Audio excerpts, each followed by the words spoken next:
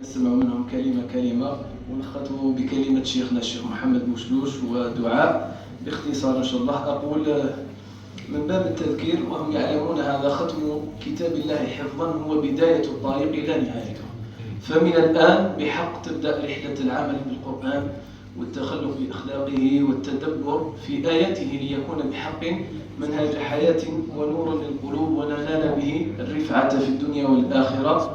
والنبي صلى الله عليه وسلم إن الله يرفع بهذا الكتاب أقواما ويضع به آخرين. اللهم انفعنا وارفعنا بالقرآن العظيم. وشكر الله لجميع الحاضرين، لكم منا خالص الدعاء وجميل الثناء. الشيخ قرومي والشيخ بلال بركان لهم حاضرين معنا الآن تحت والآن يتقدموا. مرحبا بهم. هذا هو الشيخ الأخضر آخر واحد وصل، هو أول واحد يبدأ الكلمة.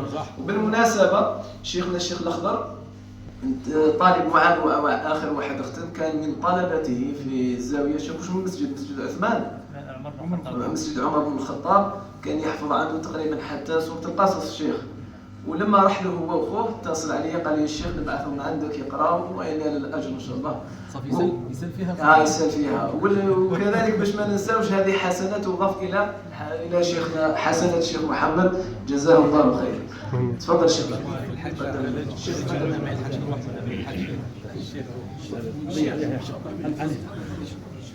الله ينور. طيب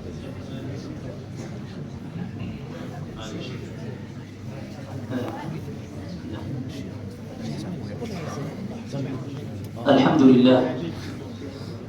لله الذي أنزل الفرقان على عبده ليكون للعالمين نذيرا.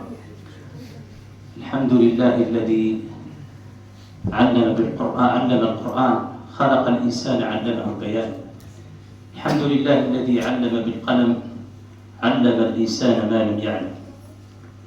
وأشهد أن لا إله إلا الله وحده لا شريك له، جعل القرآن هداية للناس ونبراسا يضيء لهم الطريق. ونشهد أن سيدنا ونبينا وقدوتنا وإمامنا محمدا عبده ورسوله النبي الأكرم الذي علم القرآن فكان خير معلم، صلوات ربي وسلامه عليه وعلى آله وصحبه ومن اهتدى بهديه واستنى بسنته إلى يوم الدين. أما بعد فأحيي الجميع بتحية الإسلام، فالسلام الله عليكم جميعا ورحمته وبركاته. بادئ ذي بدء أهنئكم حفاظ كتاب الله تبارك وتعالى على هذا الإنجاز العظيم الذي لا يوفق له إلا من اصطفاه الله عز وجل واختاره واجتباه ليكون حاملا لكتاب الله تبارك وتعالى، يكون وعاء لكلام رب العالمين، وهو شرف عظيم. قال تعالى: ثم أورثنا الكتاب الذين اصطفينا من عبادنا.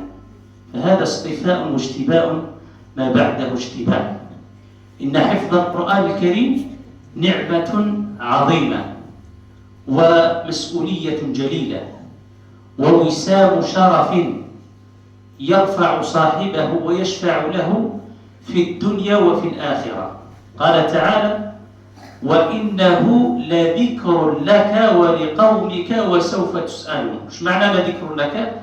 يعني شرف لك يا محمد، هذا القرآن شرف لك ولأمتك ولأتباعك إلى يوم الدين.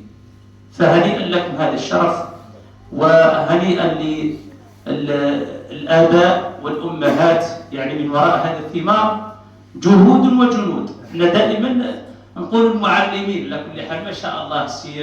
سي عبد الرؤوف الشيخ مشلوش راه ما شاء الله ينتج الله يبارك. نحسدك على ذلك. حسد يعني حسد الغبطة. ذلك فضل الله يؤتيه من يشاء. رب يجعل الفتح على يديه، رب إن شاء الله يشفع فيه القرآن، وهذا اللي راهم يقرأ على يديه إن شاء الله. يجعلنا إن شاء الله جميعا من أهل القرآن الذين هم أهل الله وخاصته.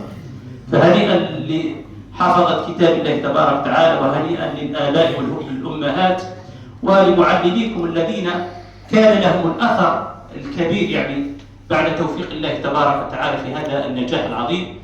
وأذكركم أبنائي يعني باختصار كلمة مختصرة أذكركم بأن نهاية يعني ختم القرآن الكريم هو ليس نهاية الطريق، بل هو بداية عهد جديد مع القرآن الكريم كما ذكر الشيخ الآن الشيخ عبد الرؤوف، يعني تلاوة وتدبرا وعملا والتخلق بأخلاق القرآن، وهذا الذي ينبغي أن يكون عليه حامل القرآن، كما قال سيدنا عبد الله بن مسعود: ينبغي لحامل القرآن أن يعرف بليله إذا الناس نائمون، وبنهاره إذا الناس مفطرون، وبصمته إذا الناس يخوضون، وبخشوعه إذا الناس يختالون، وببكائه إذا الناس يضحكون. فنسأل الله تبارك وتعالى أن يشفع فينا وفيكم القرآن الكريم، أن يجعله لنا ولكم إن شاء الله نورا وحجة لنا لا حجة علينا، وأن يرفعكم به الدرجات في الدنيا وفي الآخرة،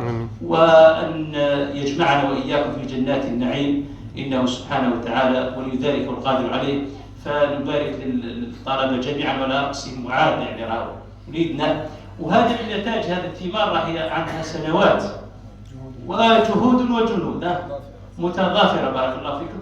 ولا ننسى جنود الخفاء اللي هما الأمهات بعد فضل الله تبارك وتعالى وتوفيقه والجهود تاع المعلمين، يعني الآباء والأمهات بشكل أخص. يعني احنا رجال رانا برا نتحدث عن نقرأ القرآن ولاد الناس وكذا والإمامة والدعوة إلى الله تبارك وتعالى، لكن عندي ولادي في الدار الأم نتاعهم هي اللي واقفة عليهم أكثر مني، هذه حقيقة يعني لا ينكرها أحد. يعني تلقى دائما الأمهات هم اللي واقفة. ربي إن شاء الله يشفع فيهم القرآن جميعا، آمين، ويبارك فينا فيكم جميعا، وصلى الله وسلم وبارك على نبينا محمد.